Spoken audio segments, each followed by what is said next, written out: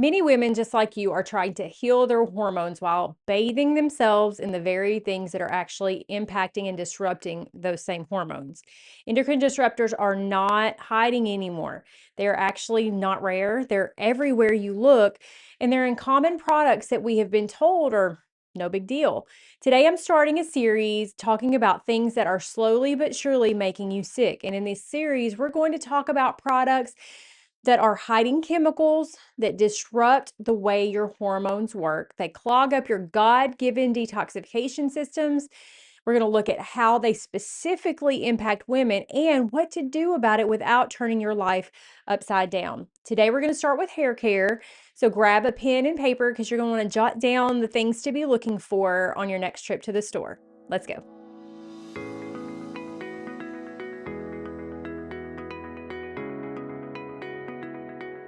So if you've seen labels like these, if you're watching on YouTube, you're seeing what I'm talking about. If you've seen labels like these and you've thought, oh, well, it's just a little bit, probably no big deal, then today's episode is for you. Or maybe if you've heard that these products are probably bad news, but you've been wondering why or what to do about it, today's episode is also for you. Or maybe if you haven't heard anything about any of these things and this is all news for you, this episode is for you because I know that nearly everyone listening to me right now has hair care products in their home. And as it turns out, hair care products are one of the things that are making us sick little bit by little bit.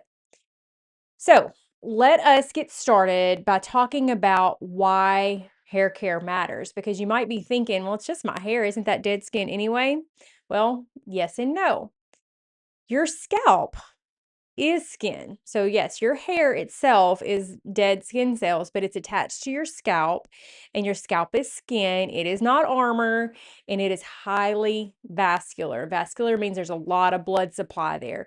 So when you wash your hair or use products and other portions of styling your hair, those products sit on your scalp for minutes, sometimes hours, sometimes even after you've rinsed them off, they're still there in maybe small parts, but active parts. Mix in the fact that our showers are usually warm, maybe even hot. That heat can increase the absorption of them. Hair dryers, all of these things that heat up our scalps increase the absorption of any chemicals that are in there. Many women use products for decades every single day. So this isn't just about one bad shampoo, it's about repeated exposure over time while your body is trying to regulate hormones, trying to detox things out that don't need to be there, trying to ovulate, conceive, recover if you've already had babies, and just function normal day to day. And so when these products that we're using every day slowly but surely get into our systems, they add up. And while it may seem like, oh, it's no big deal, it's just a little bit, every single day, a little bit adds up to a lot over time. So, how do these chemicals get into your body and how do they affect your body? What's the big picture here? Well, they get in transdermally, excuse me, that means through the skin. Okay, your skin is not a complete barrier. There are little pores on your skin, and anything that's on top of your skin can get in through those pores into your systemic circulation because your blood supply comes to your skin. When the things soak into your skin, they can get into your blood. The chemicals also get into your body through inhalation. So the good smells, the things that you like to have around you because they smell good, those are aerosols and those are fragrances, and those things are chemicals almost always. There are a few exceptions we'll talk about towards the end, but in your conventional products that you're buying at the regular stores, all of those good smells are actually bad for you. They are interrupting the way that your hormones are supposed to work. So they get in through your skin, through inhalation, and then a cumulative load that is stored in fat tissue as it processes through your body. That's where it tends to end up and where it tends to hang out. Okay. So, what do these things do? What do these chemicals do once they have gotten into your body through your skin or through inhalation? Well, they mimic estrogen and they block progesterone. Mimic means to look like. So they look enough like estrogen that they can end up blocking the receptors for estrogen. So your natural inborn estrogen can't do its job. And they also block progesterone, which is a balancing hormone to the estrogen. So you're messing up your basic hormones that we all know are part of being a female, estrogen and progesterone. You've probably you've probably also heard these terms when you're hearing about fertility. So you can see how having something that is not estrogen in the place of estrogen that then blocks progesterone, which is progestation, it's a hormone you need to gestate a baby, meaning grow a baby. Sorry, I got a little bit in my technical terms there, but that's what progesterone, progestation, pro baby growth. You're blocking that with these chemicals, and that's bad news. Okay. I know that's a very simplistic way to look at it, but you just need to understand that these chemicals have real impacts to our bodies. They also interfere with thyroid signaling. Your thyroid impacts so many things in your body. Remember, estrogen, progesterone, thyroid hormone, cortisol, insulin, all these different things, they don't exist in their own little silos. They all interact with each other. So when you have chemicals getting into your body that are mimicking or blocking hormones, other hormones are also going to be impacted. So these chemicals in our hair care products, that we're going to go through kind of what some of them are in a minute, these chemicals are blocking signaling pathways. They're blocking where normal hormones are supposed to be able to attach. They burden your liver detoxification pathways, meaning our bodies are designed to get rid of the bad stuff when it gets in, but those pathways are getting blocked by the very chemicals that they need to be getting out. They also disrupt insulin sensitivity, which can then lead to insulin resistance. Insulin, again, is just another hormone. It's a specific hormone that has a specific job, and these chemicals are impacting its ability to do its job. And they also contribute to inflammation and hair loss, ironically. See, anything that is disrupting the way that your body is supposed to work is kind of seen like an invader. And so when your body senses an invader, it creates inflammation to try to identify where those things are so that your body can get rid of it. But when you're getting these impacts day after day after day, it leads to a low level of chronic inflammation, which leads to sickness over time. These chemicals, they don't come in and instantly one day make you sick. It's not like they come in and announce their presence and shout at you like, I'm here now, you're sick. It doesn't work that way. They whisper over time wrong instructions to your body and to your hormones so that over time things develop and you never quite make the connection where they came from. So what do you need to look for on these hair care products? What do you need to look for on the labels? You saw those labels I showed you a few minutes ago if you're watching on YouTube. If you're not, go check it out. Be sure you subscribe while you're over there. But there are so many chemicals. I cannot go through all of them, and I'm going to give you some big ones here. And suffice it to say, and we'll talk about this a little bit at the end, the fewer ingredients you see, the better, just like on a food label. And the more you can pronounce them and you know what they are, the better. Because just like with food, you want as much natural, God-given ingredients as you can, and you want to get out the man-made chemicals. So the first thing that is prevalent, it's on everything. It's even on a lot of the natural products.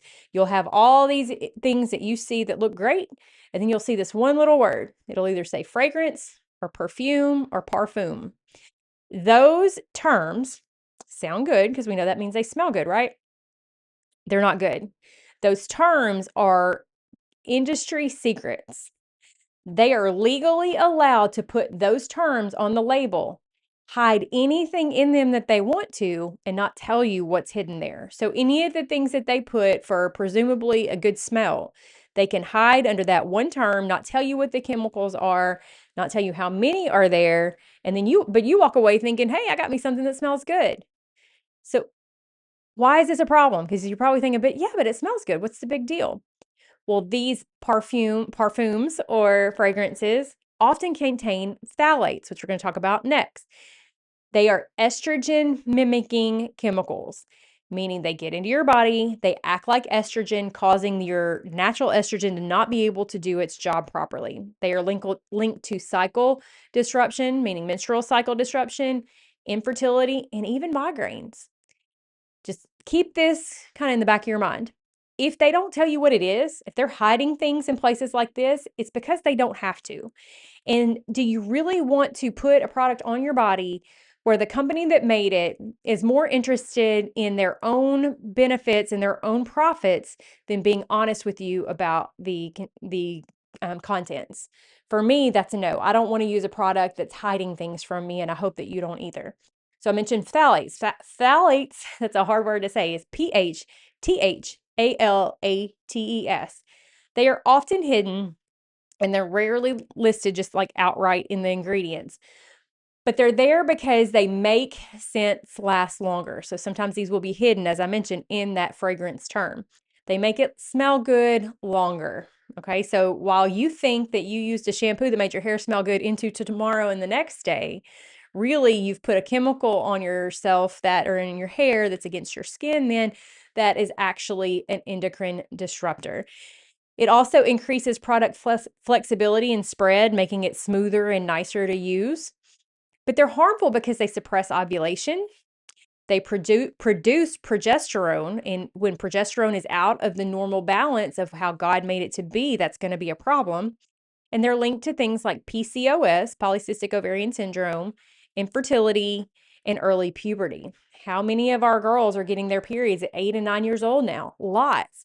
Much of it is tied to products like phthalates that are getting into their body through their products that they're using day to day in their hygiene, and it's impacting the way their bodies work. Phthalates don't belong anywhere near a woman's endocrine system, which means they don't belong anywhere near your body because everything in your body is connected. Remember, we're not separate systems. Everything works together. Next thing to look for is parabens. This might be hiding in other words. It might be methylparabens or propylparabens or butylparabens. Just look for that term paraben. Parabens are preservatives that are there to prevent mold and bacteria development. They're harmful because they act like, again, synthetic estrogen. They block the normal estrogen, the inborn estrogen. Sorry, I couldn't think of the word. And they block what estrogen's supposed to be doing with the synthetic estrogen. They also accumulate in breast tissue. Think about how much breast cancer we have today. Parabens accumulate in breast tissue and they are associated with hormone-driven cancers. That's a big one. So leave everything out of it. That alone is enough reason to stay away from them. They keep your shampoo fresh, yes, but they confuse your hormones, and there are ways around that. So just realize that parabens, while again, we've been told like paraben wax, all these different things, they're all good. They're not. They're endocrine disruptors, and you need to stay away from them. Next, formaldehyde releasing preservatives. Now, this is a big one. It's under a lot of chemicals. And so for this one, you're really just going to have to realize that the best thing to do is to stay away from as many of these chemical looking words as you can. A few are DMDM hydantoin. Oh boy, how do you pronounce this? Quaternium 15 and imidazolinol. I can't even do it.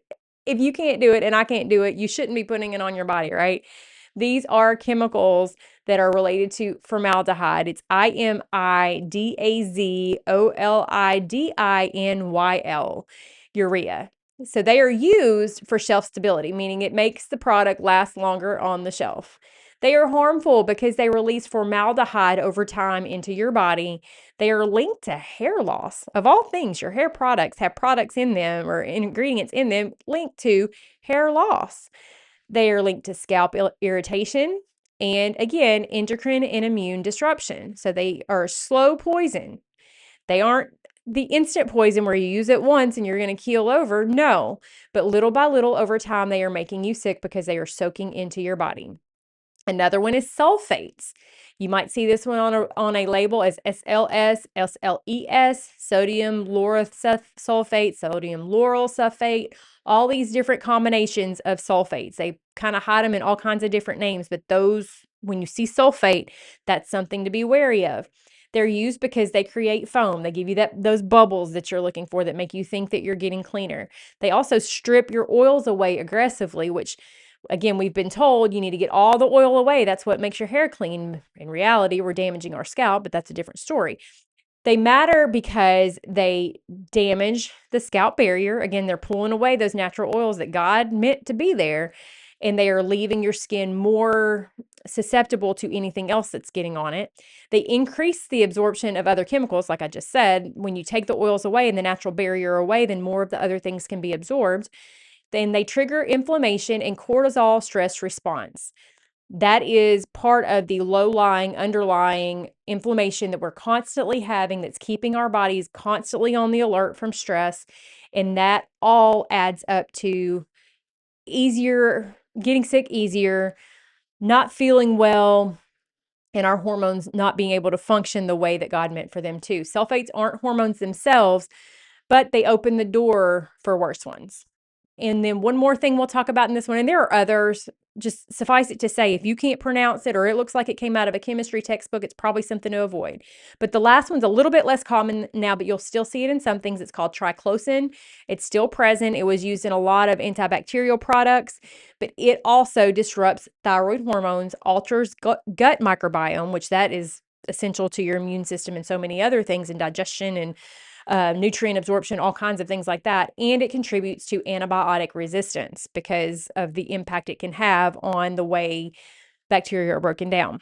Okay, so that's a long list. Again, suffice it to say, if you can't pronounce it or it looks like it came from a chemistry textbook, best to stay away from it. Another thing you need to be watching for are the chemicals that are in your hair dyes and in your chemical straighteners. In general, these products are very harmful to your hair and they cause a lot of damage. But beyond that, they also have chemicals you need to be concerned about systemically working in your body. Things like aromatic amines, resorcinol, and coal tar derivatives. Sounds great, right? Sounds like things you really want in your body. They matter because, again, they are strong endocrine disruptors, also insulin disruptors.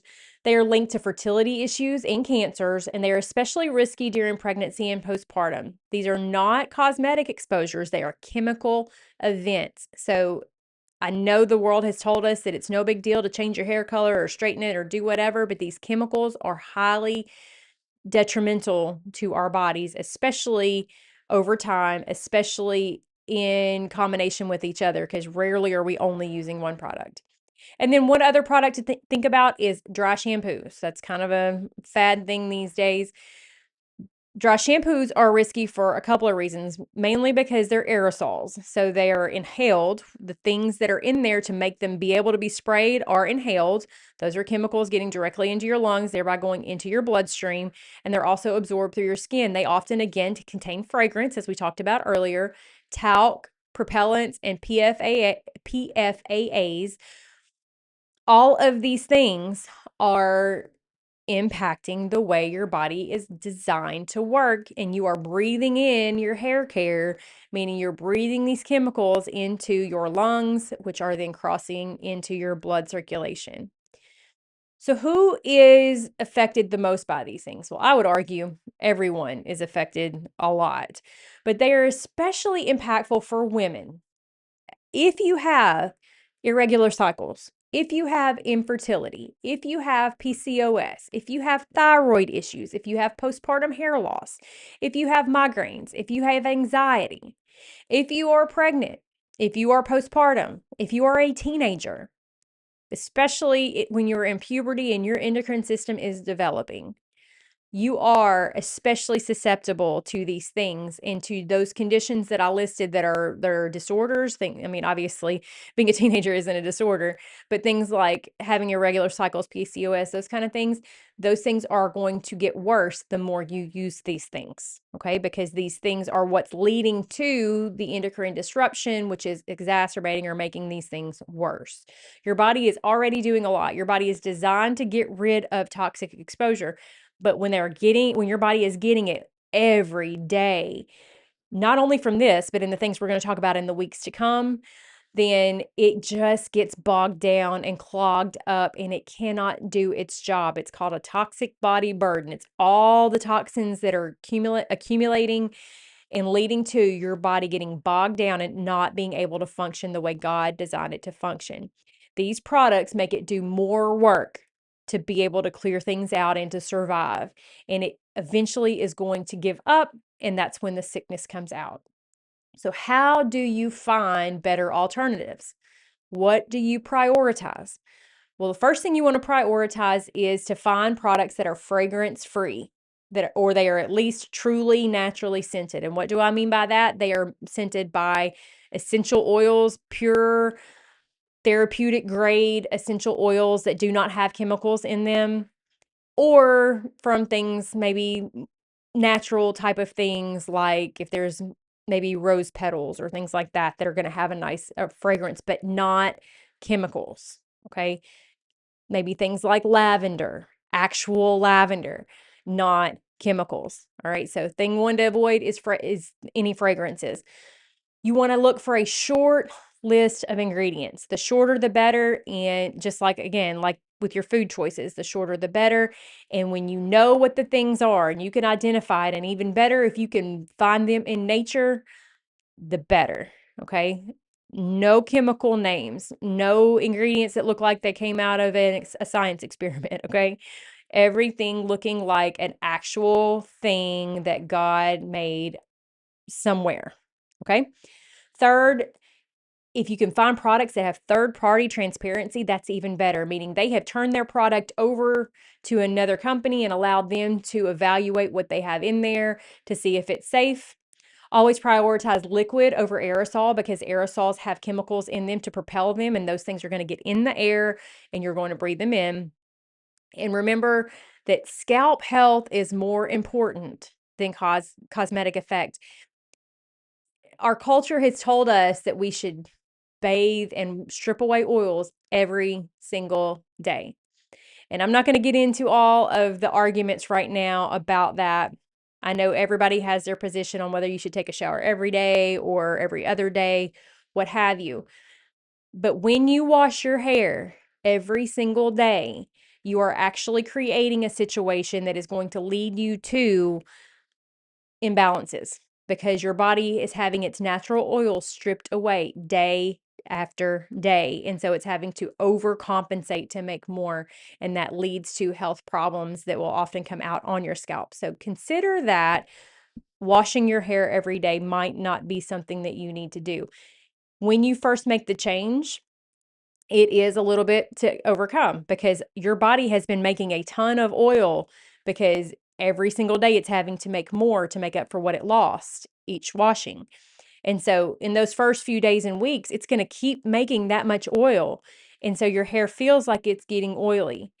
But with time, as your body adjusts to the fact that, oh, wait, I've still got plenty of oil here, I don't have to make more, it will dial back how much it's making. Your hair will become healthier and you won't have that overproduction of oil anymore. All right, so where do you look for these products? Look in places like health food stores, clean beauty retailers if you can find one, not your big name brands. Brands that publish full ingredient sourcing, meaning you can see what they use and where they got it from, and always look for unscented lines first. Okay. How do you transition? Start with your shampoo and conditioner, because that's usually what you're using the most of, and then work into replacing your styling products, maybe one product at a time. Maybe let what you've got now run out and then replace it with something better. You decide, but you got to understand that your hormones, they don't necessarily need perfection, they just need less interference. So with everything you change, you're getting closer to where you need to be for your body to function the way that God intended it to. Every product you replace is one less impact to your system in a toxic way. So just one thing at a time, little by little, baby steps, you are going to make progress towards making your body be able to function the way God made for it to function.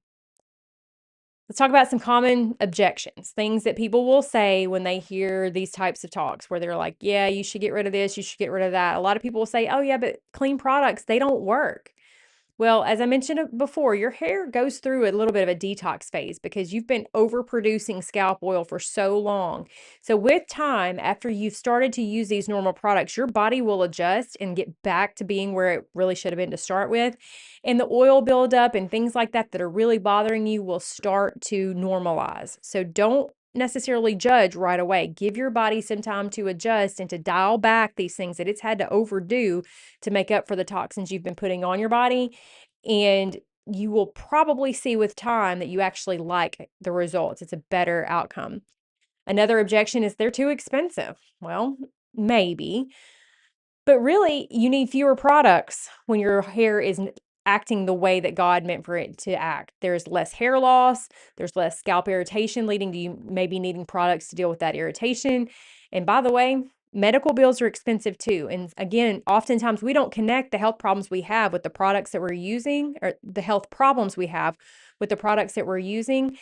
But if that shampoo you're using and that conditioner you're using that maybe is just $3 or $4 a bottle is leading to that PCOS diagnosis that's causing you to have to medicate yourself every month, that's pretty expensive.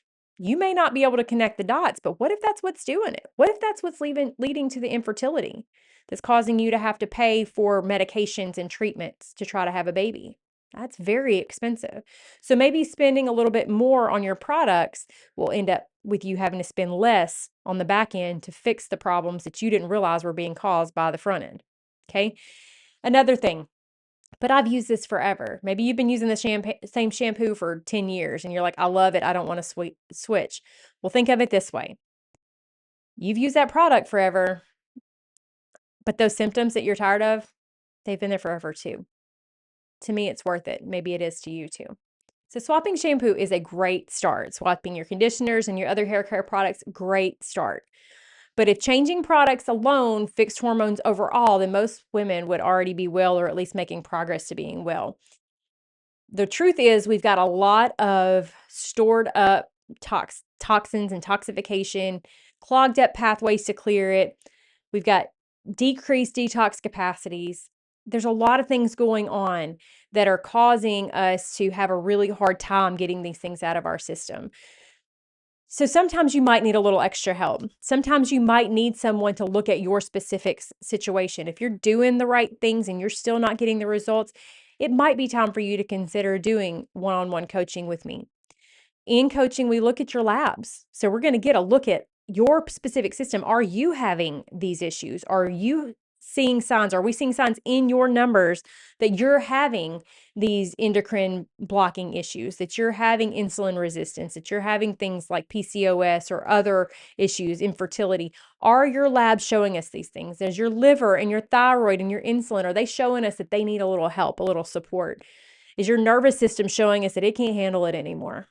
These are all things that we look at in coaching, and then we work together to remove the obstacles and to clear out these pathways so your body can function the way that God designed it to. So I would love to talk to you if you are hearing these things and you're thinking, I need some help. I don't know how to do this. Yeah, I want to change my shampoo. I want to do all that, but I know I've got a lot of work to do. I know that I've caused a lot of damage. I know I don't feel like I should feel. I know I should feel better. I would love to talk to you. So hop on to my webpage and fill out an application for coaching. Let's get on a call and talk through it. You just go to morriswellnessservices.com/application, answer a few short questions, pick a call time, and then we will hop on a call and we'll go through your situation to see if coaching is a good fit for you. I would love to see your name pop up so that I can know that you're going to be the next person who has the amazing results that my other coaching clients are having. So if that sounds like you, go to, again, morriswellnessservices.com/application, and I will look forward to talking to you there. And I will also look forward to seeing you back here next week with another episode to talk about the things in our homes, in our closets, that are making us sick slowly but surely. See you then.